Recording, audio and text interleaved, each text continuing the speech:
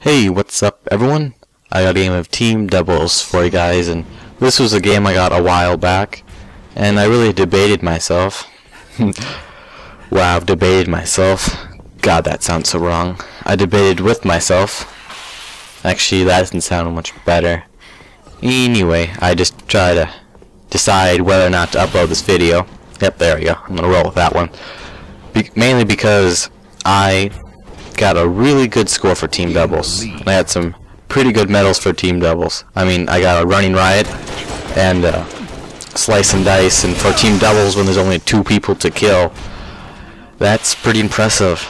I mean, the gameplay is not really up to par with the proper YouTube etiquette. I feel that the gaming community has kind of been put under, but I feel the gameplay is entertaining to watch, and I feel that that's all that really matters. I mean, I'm not trying really to educate you on the ways of first-person shooters and decision-making and whatnot. I'm just trying to entertain you. So in the end, I just decided to fuck it and upload the video. Actually, well, not literally, more so metaphorically. Well, of course, not really comparing anything, so it's not really metaphorically. Well, Plan B was in Soviet Russia, Video fucks you. Of course, that Plan B sucks. Anyway, so this gameplay is not really groundbreaking, as of most of my gameplays. In Halo, your first job in any game type is to secure the power weapons, and that's exactly what I did. Secure the sword, and I went to town with it basically. But in Team Doubles, it's a bit different because no one's really running around the map looking for the other team. No. This is, at least I feel, a bit more competitive than just normal Team Slayer, because it is ranked and you are trying to win. So is it wrong to do what you have to do to win? And if that means camping an area, or patrolling an area as the fans people call it nowadays, I mean, you do win the game, and that's all that matters. But so, I mean, most of the Team Doubles games that I play is once you secure power weapons, you go to an area and you patrol it, and the other team will either have to break you or take you out from long range, break your little defensive perimeter that you have, and then, but once you break it, they'll get the power weapons that you had, then they'll do the exact same thing you were, and then you have to break there. And it's just basically a back and forth. And this map, we usually like to stay at the top of the lift because it offers the best vantage point, and long hallways allow you to react quickly enough. But I mean, it is really to break with, since there's only 2 people guarding. I mean, my advice is just go up with your teammate and chuck all 4 of your frag grenades, and someone's gonna die, or someone's shields are gonna get totally effed up, and then you should go in for a quick headshot, and it's already 2v1, and then just concentrate your fire on the last guy, then he'll go down, and then boom, you're in business, and you've got an excellent vantage point to set up your defensive perimeter and do the exact same thing. And it's just back and forth. There's not really much deviation from that.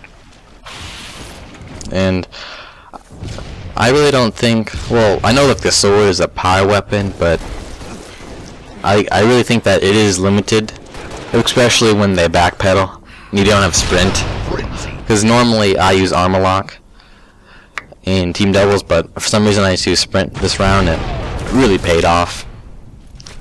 I mean, of course I do camp some corners, but it's not really game changing and noticeable.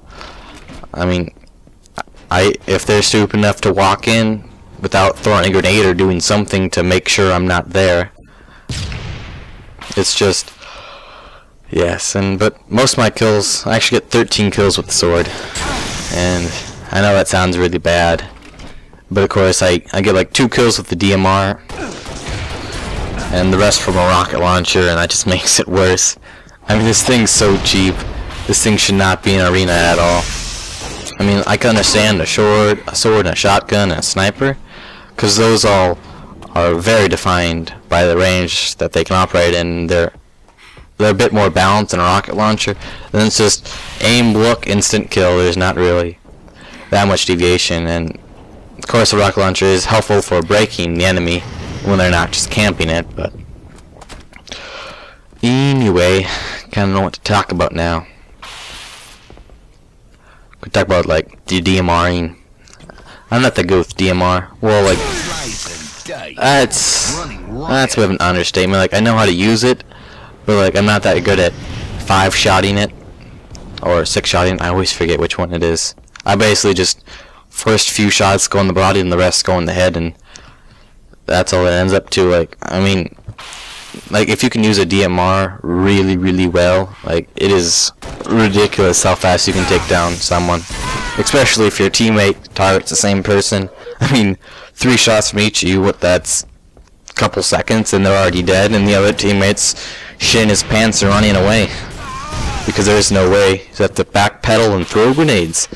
That's the way to do it. When your teammate dies and the other 2 are still alive with at least half shields, possibly even full shields, do not try to engage them. Trust me, backpedal and throw grenades. That is the way to do it in team doubles. And oh well, let's see. I'm actually not that good with the sniper. That's why my teammate always has to be the sniper. I'm usually the designated guy with sword or designated guy with shotgun, since I seem to do very well with shotguns and swords. I mean, I don't know, like I just hate the little, like it just seems like they should really slow down the zooming, or the zooming speed, wow. The speed that you move around your screen, the sensitivity when you're scoped in, because it feels like that's just a bit too sensitive for my taste, and I can't aim. I'm not really used to going for headshots. I'm used to just aiming on the body, going for the easy kill. I mean, even when I do pick up the sniper, all I do is I try one cheesy quick scope, and if I hit him, that's good. I pull out my DMR. If I miss, regardless, I still pull out my DMR and try to quick scope. Wow. Just try to 5-shot him as best I can, or throw an aid and backpedal. Very effective. Running away like a scared little girl is always an effective tactic. Never underestimate it.